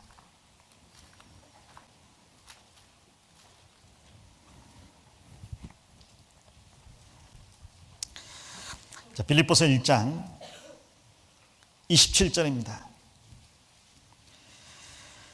오직 너희는 그리스도 복음에 합당하게 생활하라. 이는 내가 너희를 가보나 떠나 있으나 너희가 일심으로 서서 한 뜻으로 복음의 신앙을 위하여 뭐하는 것과요? 협력하는 것과, 여기 일심으로 서서 한 뜻으로 협력하는 것. 28절, 아무 일에든지 대적하는 자를 인하여 두려워하지 아니하는 이 일을 듣고자 함이라. 이것이 저희에게는 멸망의 빈거요. 빈거란 말은 징조, 표란 뜻입니다. 너희에게는 구원의 빈거니 이는 하나님께로부터 난 것이니라. 성경에 나와 있는 교회 중에서 가장 본이 되는 아름다운 교회가 빌립보 교회입니다. 근데 이 빌립보 교회는 모든 면에서 본이 됐지만 여전히 교회이기 때문에 안에 어려움도 있었어요. 근데 그 어려움 중에서 가장 큰 어려움이 바로 내부적으로는 다툼이 있었고요, 외부적으로는 율법주의자들의 공격이 있었습니다. 그러면 내부의 위험과 외부의 위험 중에서 어떤 게 더 큰 위험이 될까요? 그건 내부의 위험이 되는 거죠. 아무리 밖에서 강한 적이 공격한다 할지라도 내부적으로 똘똘 뭉쳐서 대항하면 극복해 나갈 수가 있어요. 그러나 내부적으로 무너져 버리면 결코 설 수가 없습니다. 역사에 보면 위대한 제국들은 항상 외부적인 공격에 의해서 멸망하기 전에 먼저 내부적으로 부패하고 타락해 있었어요. 대표적으로 로마를 들 수가 있죠. 로마가 야만인족들에게 나라를 뺏긴 것처럼 보이지만 사실은 내부적으로 이미 타락할 때까지 타락해 있었어요. 더 이상 타락할 수 없을 만큼 타락해 있었습니다. 그래서 망한 거예요. 그 이후에 등장한 제국들도 마찬가지입니다. 예를 들어서 인도나 파키스탄, 방글라데시 이런 나라들은 원래 한 나라였습니다. 얼마나 큰 영토, 얼마나 큰 인구가 있어요. 그런데 어쩌다가 영국의 식민 지배를 수백 년을 받게 됐을까? 내부적으로 타락이 있었습니다. 이게 결국 조그마한 섬나라 영국의 통치를 받을 수밖에 없었던 거죠. 미국이 지금 전 세계에 가장 큰 힘을 자랑하는 패권 국가인데 미국의 복음주의자들이 항상 경고합니다. 오늘날의 미국의 도덕적 타락은 미국의 군사력으로도 막을 수 없을 지경이다. 이대로 계속 타락한다면 하나님께서 심판하실 수밖에 없다. 지금 미국은 노아의 때보다, 소돔 고모라의 때보다, 그리고 이스라엘의 멸망 때보다 더 도덕적으로 타락했다. 계속 경고를 하고 있어요. 안으로 타락해버리면 그럼 끝이에요. 안으로부터 분열돼 버리면 그럼 끝입니다. 요즘 나온 영화 중에서 어벤져스라는 영화 있죠. 거기도 보면요, 내부적으로 분열시키는 책동을 쓰잖아요. 똘똘 뭉쳐서 대항하지 못하도록 반을 나누어 버리잖아요. 캡틴 아메리카 편, 아이언맨 편 이렇게. 죄송합니다. 그러면서 하는 말이 내부적으로 붕괴된 제국은 결코 일어설 수 없다. 그래서 붕괴시키려고 편을 나누어 버려요. 이 빌립보 교회도 그런 편이 있었던 것 같아요. 근데 그 편이 무슨 편이었을까? 나중에 보니까요, 4장에 보니까 유오디아와 순두계 둘 다 여자인데 이 두 여자가 나뉘었던 것 같아요. 아마 교회 안에서 이 자매들이 나뉘었다, 싸웠다. 그럼 뭐 큰 문제로 싸운 건 아닐 거예요. 우주의 평화와 지구의 안녕과 대한민국의 통일과 뭐 자주국방 이런 걸 위해서 싸우진 않았을 거고 아마 그 사소한 문제로 다퉜겠죠. 예를 들어서 김장을 할 때 소금으로 숨을 죽여야 되냐, 소금물로 죽여야 되냐. 소금물에 담궈야지. 아니야, 소금을 뿌려야 돼. 아니야, 소금물에 담궈야 돼. 아니야, 소금 뿌려야 돼. 그러다 아마 싸우지 않았을까 싶어요. 근데 그것이 내부적으로 사소한 문제처럼 보이지만 그게 더 큰 문제로 지적되고 있습니다. 그래서 빌립보서 2장에서는 내부적으로 하나 되어야 될 것을 아주 강조하고 있어요. 3장에 가서야 외부적인 이단들의 세력에 굴하지 말라고, 담대하라고 권면하고 있어요. 4장에서 다시 한번 내부적으로 하나 되어야 된다고 강조하고 있습니다. 우리는 연합할 줄 알아야 돼요. 옆에 있는 친구를 보세요. 한번 마음에 들어요? 마음에 들었으면 같이 앉아 있는데, 근데 정말 마음에 안 드는 친구들도 있어요. 이하고 같은 본받는 것이 올해 최악의 뭐 그런 생각을 하는 경우도 있을 거예요. 자, 그런데 문제는 뭐냐면 하나님께서 옆에 있는 사람이 누구건 간에 그와 상관없이 연합하라고 하신 겁니다. 나하고 안 맞는데, 그런데 하나님이 그렇게 두신 이유가 있을 거예요. 그리고 나하고 다르지만 각각의 역할이 있을 거예요. 여러분, 만일요 하나님께서 아담의 돕는 배필을 만든다고 만드셨는데 남자를 하나 더 만들었어. 그러면 나하고 똑같은 남자가 있으니까 좋을까요? 10명, 100명 만들어봤자 2세대, 3세대는 한 명도 안 태어날 거예요. 여자가 만들어졌습니다. 나하고 같은 듯 다르잖아요. 같은 듯 달라요. 왜 다를까? 서로의 역할이 다르기 때문에. 그리고 다른 그 남녀가 하나가 되었을 때 거기서 새로운 생명이 탄생하잖아요. 우리는 서로 다르지만 주님의 명령 안에서 하나가 되었을 때, 그때 우리 안에서 새로운 생명들이 계속해서 태어날 수 있는 겁니다. 에베소서 4장을 가보겠습니다. 에베소서 4장.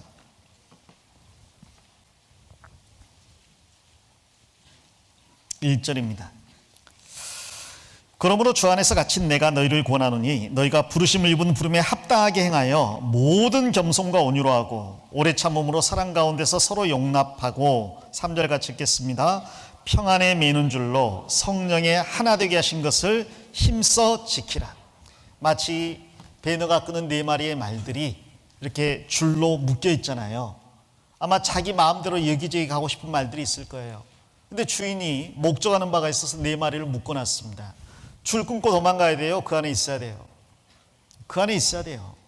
답답하지만 옆에 있는 말과 보조를 맞춰가야 돼요. 자, 그랬을 때 큰 힘을 발휘할 수가 있어요.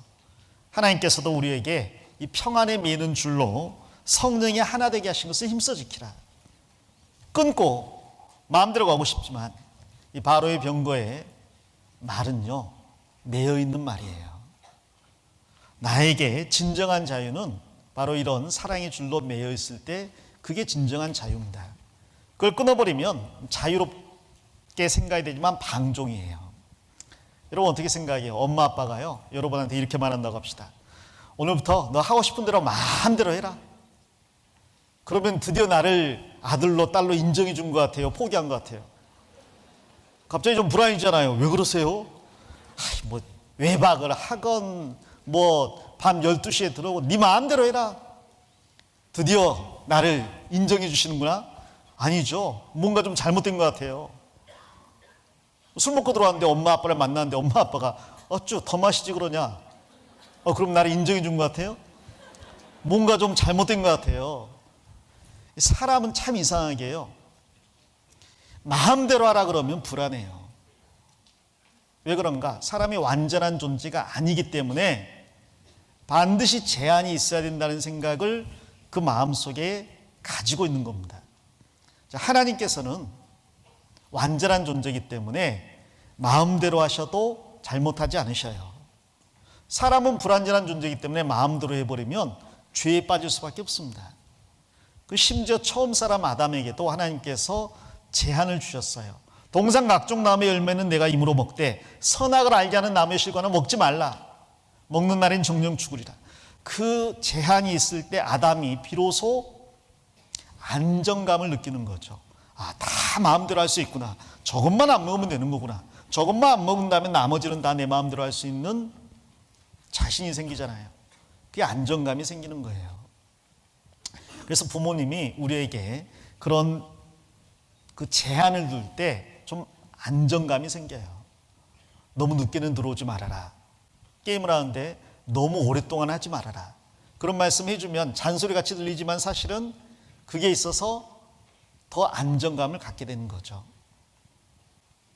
자, 우리에게는 그 제한이 필요합니다. 묶는 게 필요해요. 이 말도 묶어야 되고요. 양 같은 경우도요. 성전에 제사로 데리고 갈 때는요 묶으라고 돼 있어요. 왜?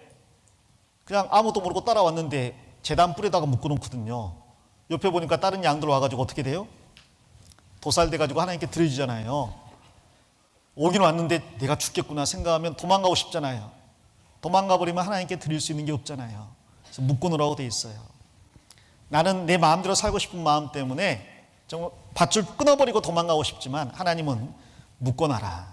평안에 매는 줄로 묶고 사랑의 줄로 성령이 하나 되신 줄로 묶어라.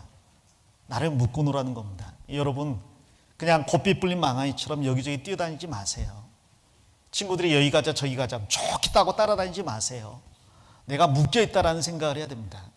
옆 친구 묶어주세요. 주일날 안 나오면요 나오든가 말든가. 그게 아니죠. 왜 안 나오지? 전화도 해보고 문자도 해보고요. 찾아도 가보고요. 왜 자꾸 귀찮게 나한테 오는 거야? 우리는 하나로 묶였잖아. 묶어야 되는 거예요. 자꾸 묶어야 됩니다. 그리고 다섯 번째로 큰 힘이 필요하기 때문에 바로의 병거의 준마는요 특별한 음식을 공급받아요. 말이 뭐 먹고 살아요? 말이 뭐 먹어요? 풀. 그래, 나는 풀만 먹는 줄 알았어요. 근데 말이 가격이 뭐 수십억 대 말들이 있잖아요. 그 말들이 이제 뭘 먹는가 봤더니 주로 건초를 먹어요. 그리고 이제 사막에 살던 말들은 먹을 게 그런 거밖에 없겠죠. 그런데 그 말들이 바로의 병거를 끄는 준마가 되면 그때부터는 특별한 일을 맡았기 때문에 특별한 음식을 공급을 해줍니다. 주로 건초에다가 곡물에다가 심지어 사과라든지 당근이라든지 이런 것들을 줘요. 근데 이제 더 중요한 말은 더 많은 걸 먹이죠. 이 경주마 같은 경우는 그 가격이 비싸기 때문에요. 그 순간적으로 큰 힘을 내게 하기 위해서 영양을 다 따져가지고 곡물을 만들어서 먹입니다.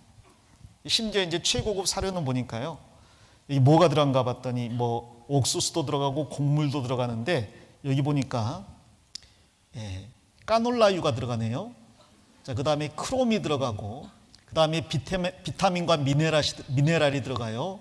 여기 퓨어 허니, 순수한 꿀도 들어가고 귀리도 들어가고 구리 말고 귀리, 해바라기 씨도 들어가고 별걸 다 넣었어요. 나도 못 먹는 꿀을 넣어가지고 막 크롬이라든지 미네랄이라든지 까놀라유라든지 막 별걸 다 섞어가지고 최고의 힘을 낼 수 있는 그런 사료를 먹이는 거예요. 자, 그러니까 폭발적인 힘을 낼 수가 있는 거죠. 자, 우리가 먹어야 될 특별한 양식이 있습니다. 그리스도인도 먹어야 힘이 나잖아요. 뭘 먹어요? 사람이 떡으로만 살 게 아니요 하나님의 입으로 나오는 모든 말씀으로 산다고요. 어제 아마 소 공부하면서 배웠을 거예요. 소가 뭐래요? 색임질 하잖아요. 소가 그렇게 힘이 센데 뭘 먹고 그렇게 힘이 센가? 풀 먹고 힘이 센 거예요. 근데 그 풀을 먹고 힘을 쓸 수 있는 이유가 색임질하기 때문이라고 어제 배웠을 겁니다. 소 앞니 없다는 거 보셨죠? 소가 앞니가 없어요. 윗니가 없어요. 정확히 말하면 아랫니만 있어요. 그러니까 소는 사람을 물기가 어렵죠. 위에는 마치 그 틀리해야 되는 것처럼 맨들맨들합니다. 이 아랫니만 있어요. 처음에 풀을 먹으면 소는 그냥 삼켜요. 삼켜버립니다. 그냥 침으로 적셔갖고 삼키기만 해요. 그리고 난 다음에 조금 안전해지면 그 다음에는 그것을 끄집어내서 이제 되새김질을 하죠. 처음에는 이제 그냥 삼켰다가 그다음에 끄집어내가지고 한 40번 정도를 씹어요. 그런 다음에 꿀꺽 삼킵니다. 동그란 공처럼 만들어가지고 탁구공 것처럼 만들어가지고요. 꿀꺽 삼켜요. 두 번째 위로 보내는 거죠. 그리고 또 건초를 또 끄집어내요. 삼키고 끄집어내서 또 씹어요. 또 40번 씹고 동글동글한 공처럼 만들어서 또 두 번째 위로 보내요. 세 번째, 네 번째까지 위가 있습니다.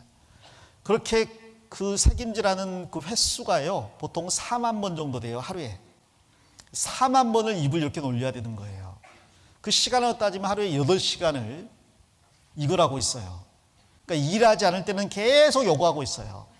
자, 그러니까 힘이 나는 거예요. 자, 우리도 마찬가지인데요. 말씀 하루에 한 장, 두 장 읽는 거 5분, 10분밖에 안 걸려요. 4장 읽어도 15분밖에 안 걸립니다. 4장 읽었으니까 끝! 그게 아니라 나머지 8시간 동안 그거 뭐 해야 돼요? 끄집어내서 책임질해야 된다니까요. 그래야 힘이 나요. 이 바로의 병거의 준마도요, 특별한 양식을 먹는데요. 이 전쟁에 나가려면 특별한 양식이 필요합니다. 예전에 그런 이야기가 있습니다. 로마에서 그리스도인들을 다 학살할 때요, 그때 한 소년이 어머니, 저는요 예수님을 사랑하고 예수님을 믿지만 그러나 저렇게 비참하게 죽임당할 때 예수님을 부인하지 않을 자신이 없어요. 어머니가 말씀합니다. 너무 걱정하지 말아라. 주님께서 그때가 되면 그것을 감당할 수 있을 만한 특별한 말씀과 힘을 주실 것이다. 어딘가 여행을 가려면 마차를 타잖아요. 마차를 탈 때 돈을 지금이야 선불 내고 예약하지만 그때는 탈 때 돈을 지불하는 거거든요. 마찬가지로 순교당할 때는 하나님께서 순교할 수 있을 만한 믿음과 말씀을 주실 것이다. 싸워야 될 때는 싸울 수 있을 힘을 그리고 말씀을 주실 것이다. 때마다 시마다 주님께서 필요한 양식으로 너에게 먹여주실 거니까 걱정하지 말아라. 나중에 그 소년이 순교당했다고 합니다. 주님을 끝까지 부인하지 않고 주님께서 여러분이 필요한 때마다 시마다 말씀을 주셔요. 자, 그러나 그것은 없는 게 나오는 게 아닙니다. 소가 일단은 다 먹어놓는 거잖아요.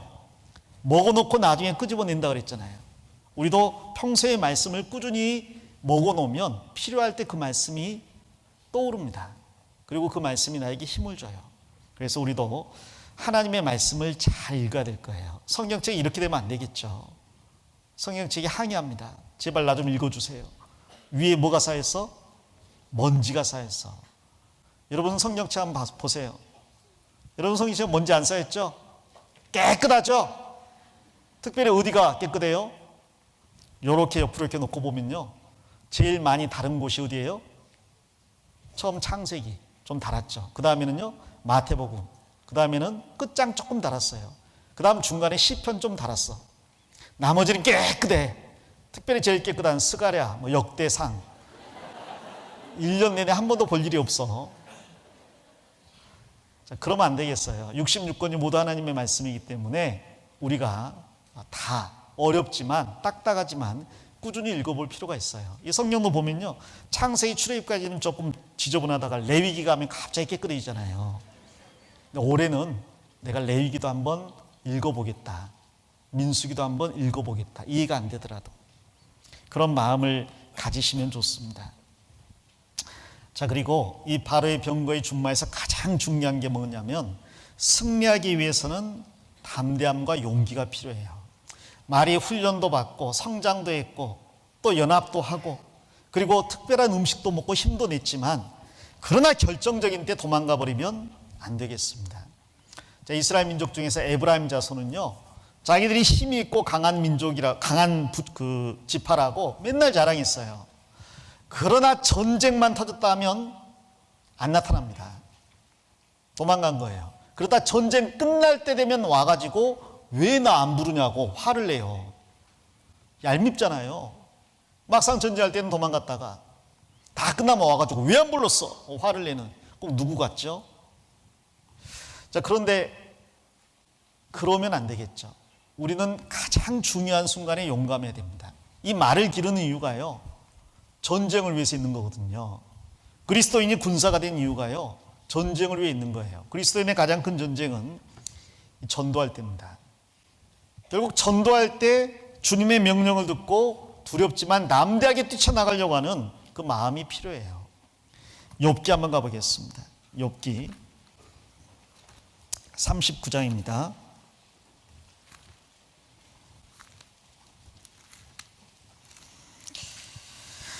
욥기 39장 19절입니다. 말에 힘을 내가 주었느냐? 그 목에 흩날리는 갈기를 내가 입혔느냐? 내가 그것으로 메뚜기처럼 뛰게 하였느냐? 그 위험스러운 콧소리가 두려우니라. 그것이 골짜기에서 허이고 힘 있음을 기뻐하며 앞으로 나아가서 군사들을 맞되. 22절부터 25절까지 같이 읽겠습니다. 두려움을 비웃고 놀라지 아니하며 칼을 당할지라도 물러나지 아니하니 그 위에서는 전동과 빛난 작은 창과 큰 창이 쟁쟁하며 땅을 삼킬 듯이 맹렬히 성내며 나팔 소리를 들으면 머물러 서지 아니하고 나팔 소리 나는 대로 소소히 울며 멀리서 싸움 냄새를 맡고 장관의 호령과 떠드는 소리를 뭐라고요? 듣느니라. 이 말에게 있어서 가장 중요한 때가 바로 전쟁할 때입니다. 저렇게 훈련시키는 이유가 뭐냐? 전쟁하라고요. 막상 전쟁이 터지면요, 그렇게 두려워요. 자, 그래서 전쟁할 때는 주로 말의 눈을 옆을 가려버립니다.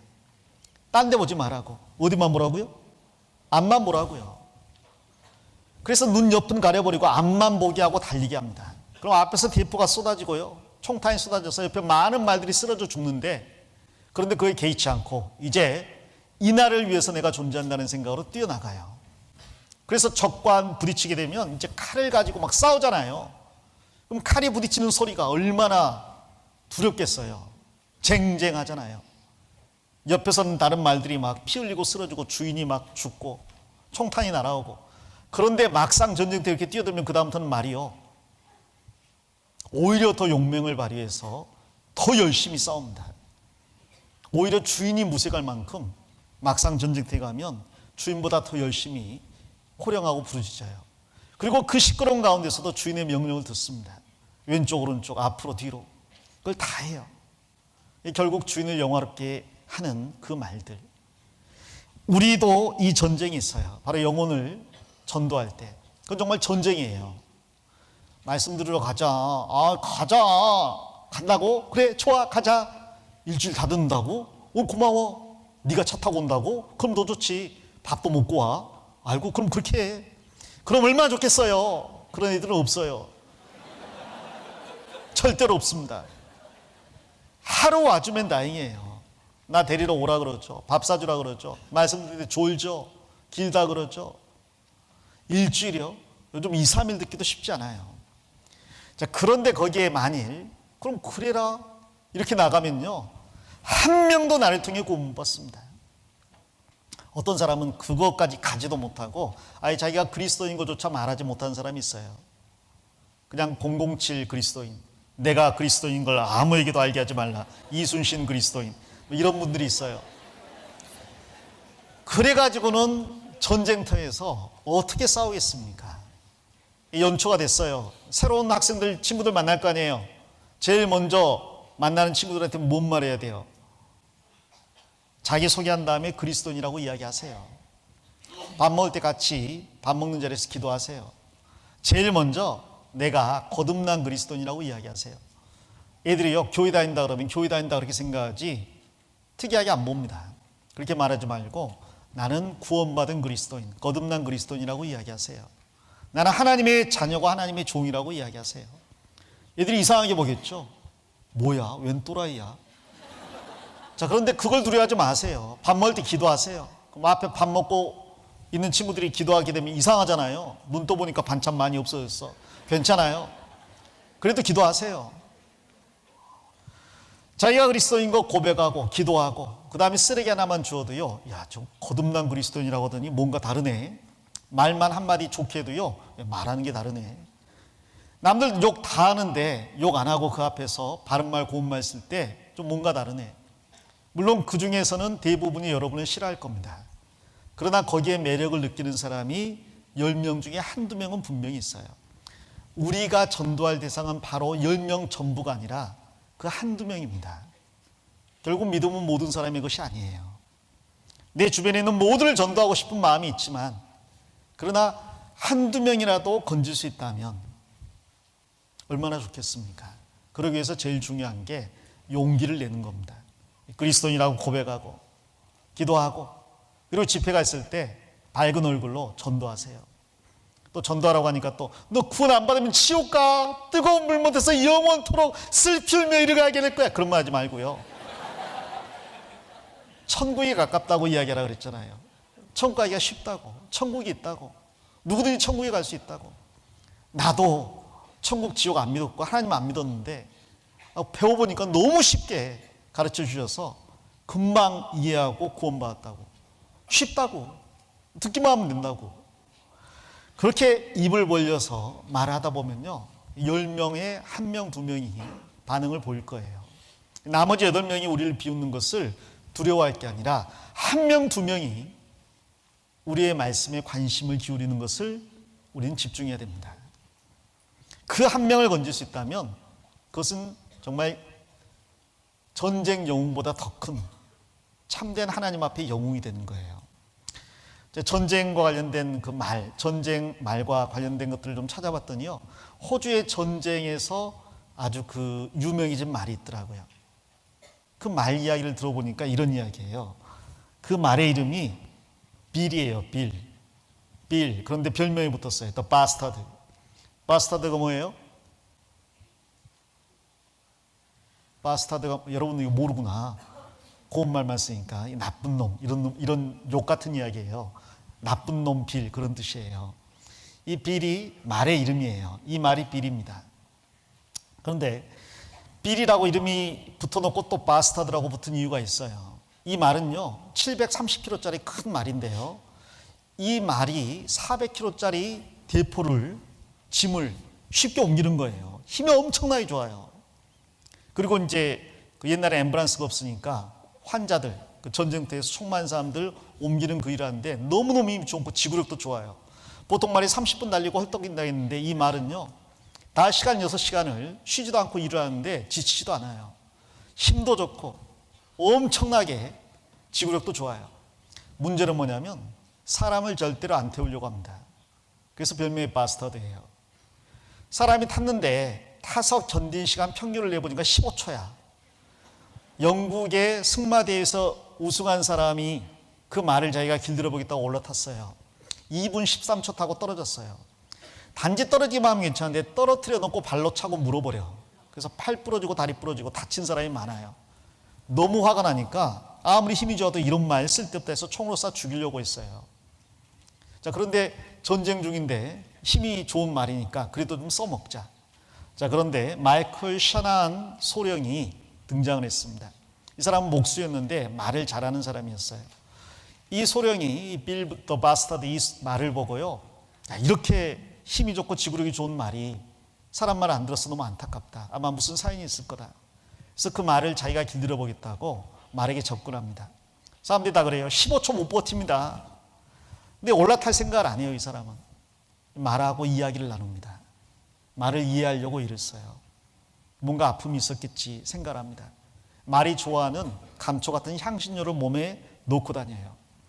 그리고 말이 하는 행동에, 감정에 교감을 하려고 해요. 요즘은 이제 그런 사람을 말 치료사라고 홀스 위스퍼러라고 이야기합니다. 말에게 속삭이는 사람. 자, 그런데 이 사람이 이제 그런 사람이 최초라고 말할 수가 있겠죠. 말을 채찍이나 몽둥이가 아니라 말과 교감을 하는 사람이었어요. 그리고 이제 전쟁터에 이제 배치가 됐는데요. 이 샤나한 소령이 내가 이 말을 타고 전쟁터에 나가겠습니다. 다른 사람들이 그건 짐나 끓여야지 사람이 탈 수 있는 말이 아니에요. 아니에요. 제가 이 말을 어떻게든 훈련시켜 보겠습니다. 근데 전쟁터에서 훈련시킬 시간이 없잖아요. 전투가 벌어졌습니다. 이 소령의 소대원들이 적과 이 아프리카 이집트에서 교전하다가 그 사막에서 고립돼 가지고 많이 다치고 죽었어요. 이 소령이 이제 이 말을 타고 왔다 갔다 하다 보니까 자기 부대원들이 안 보이는 거예요. 죽은 사람도 있고 부상당한 사람도 있고. 적군이 이제 총을 막 쏘는데 깜깜한 밤에. 근데 이 말이요, 그걸 보더니요 주인의 뜻을 알아차렸어요. 뛰어 들어갑니다. 총알이 빗발치는데. 그리고 그 안에 뛰어 들어가서 거기에 고립돼 있던 그 부상당한 4명의 그 자기 동료들을, 그러니까 이 사람들을 그 한 몸에 실어요. 그러니까 이 말이 사람 몸무게에 따지면 5명이 탄 거니까 380kg 이상 되는데 그 5명을 태우고 그 발이 푹푹 빠지는 모래 사막을 총알이 빗발치는데 뛰쳐나오는 거예요. 결국 그 5명을 무사히 병원까지 이제 데려다 준 겁니다. 그리고 나서 말이 물 한 모금 마시더니 또 가자는 거야. 주인보다 더 똑똑해. 그래서 이 소령이 또 갔습니다. 그리고 거기에서 적과 싸우는 자기 동료들을 계속 왔다 갔다 하면서 교전을 하는 거예요. 격려도 하고 싸우고. 1시간 그렇게 하다가 이 주인이 총을 맞았어요. 다리에 총 맞아가지고 피를 흘리는데 그래도 계속 이제 독려를 합니다. 그러다가 주인이 기절해 버렸어요. 말이 자기 위에 올라탄 주인이 더 이상 명령을 못 내리는 걸 보고 뭔가가 문제가 있구나. 이 똑똑한 말이요, 거기 전쟁터에서 뒤로 물러섭니다. 그리고 그 주인을 실은 채 막 달리는 거예요. 어디 앞에 섰을까요? 병원 앞에 선 거예요. 동물병원. 자기 위주로 생각한 거죠. 그래서 결국 그 소령이 거기에서 생명을 구합니다. 대신 다리에 총이 맞아가지고 다리는 잘라져요. 결국 이 말은 그 전쟁을 승리로 이끄는 1등 몽신이 됩니다. 그래서 이 호주에 가면요, 이 소령과 이 말에 관한 이야기가 아주 유명할 뿐 아니라 이 소령과 말의 그 이야기를 큰 동상을 제작해 가지고 전시를 해놨어요. 그리고 다큐멘터리도 여러 번 제작했습니다. 호주가 전쟁에서 승리를 거둘 수 있었던 이유로 이 말을 꼽아요. 이 말이 그렇게 쓸모없는 말처럼 여겨졌는데 주인의 사랑을 받고 그 주인의 은혜에 보답하기 위해서 그 주인과 함께 적진에 달려 들어가서 많은 사람을 구해냈잖아요. 그리고 주인까지 구해냈잖아요. 그래서 이름을 날렸다면요, 우리가 정말 조금 용기 내가지고 입을 벌려서 한 영혼이라도 건져낼 수 있다면요, 주인의 은혜에 조금이라도 보답할 수 있다면요, 내가 조금만 용기를 내면 2명, 3명, 4명이 살아날 수 있다면요, 그거 해야 되지 않겠어요? 이 말도 그런 행동으로 사람들이 오랫동안 기억한다면, 만약 그리스도인이 정말 용기를 내서 주님 위해 살아간다면 얼마나 오랫동안 주님이 기억을 해줄까. 정말 그것은 영원토록 기억에 남는 일이에요. 많은 사람을 옳은 대로 돌아오게 한 자는 별과 같이 영원토록 비추리라 그랬잖아요. 자, 오늘 이제 시간이 다 돼서 이제 마무리를 해야 될 때가 됐습니다. 우리의 목표는 모든 열방이 주님을 볼 때까지 복음을 전한 거예요. 우리는 그 전쟁터 한가운데 있습니다. 그것은 피할 수 없는 전쟁이에요. 나는 그 전쟁 중에 부름을 받았습니다. 그러니 사람을 두려워하지 말고 주님 바라보면서 담대히 나아가길 바라요. 그리고 이러한 싸움은 나만 싸우는 게 아닙니다. 옆에 있는 사람들 보셔요. 아무 걱정 없이 평안해 보이죠? 그런데 100명이면 100명, 1000명이면 1000명, 모든 그리스도인에게 어려움이 다 있어요. 나만 당하는 고난이 아닙니다. 우리는 이 전쟁 중에 용기를 낼 필요가 있습니다. 주님의 음성에 민감하게 귀를 기울이고 달려갈 필요가 있어요. 올 한 해 나를 통해서 한 명이라도 건짐받는 그런 2019년이 되었으면 좋겠습니다. 그러기 위해서 버릴 거 버리고요, 붙잡을 거 붙잡고요, 정말 주님의 말씀을 따라 담대히 나아가는 그런 한 해가 되었으면 좋겠습니다. 혹시 봤는지 모르겠어요. 한 소녀가 할머니에게 거지와 왕 이야기하는 거 들어보셨어요? 그거 보고 마무리하겠습니다. 이 마무리한 다음 성찬식이 있을 예정입니다. 성찬까지 하고 일어설게요. 자, 한번 들어봅시다. 그러니까 어떤 거지가 있었어. 근데 그 거지가 밥을 못 먹어가지고 죽을 뻔했어. 근데 그때 왕이 그 길을 거리고 있는 거야. 그러니까 왕이 이랬어. 너는 이제 내 아들이다. 너는 이제 궁전에 와서 나랑 같이 살 거다. 라고 말했어.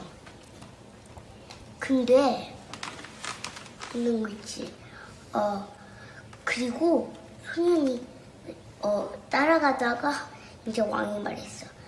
네가 나를 따라갈 거면 네가 있는 것을 다 버려야 돼. 다 버려.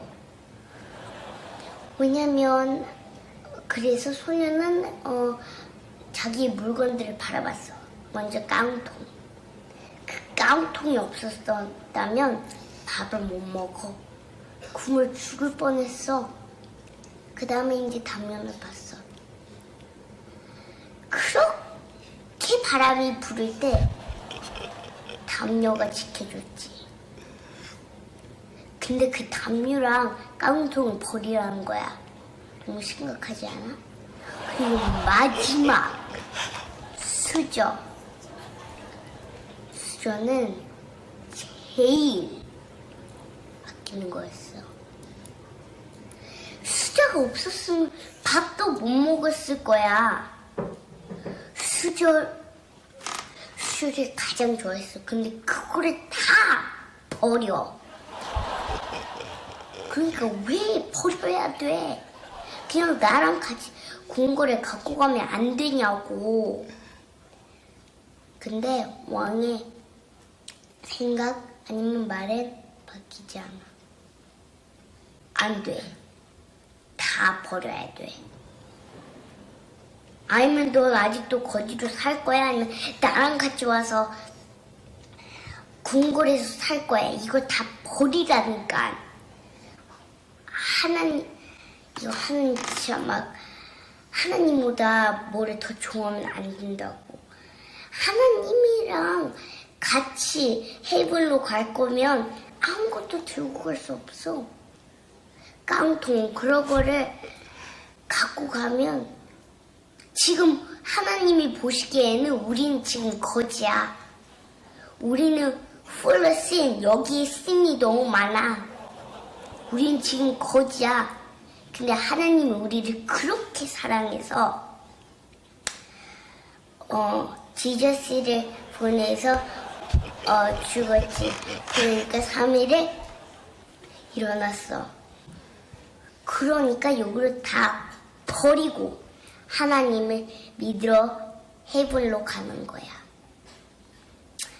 자, 이제 할머니 잘 들었지?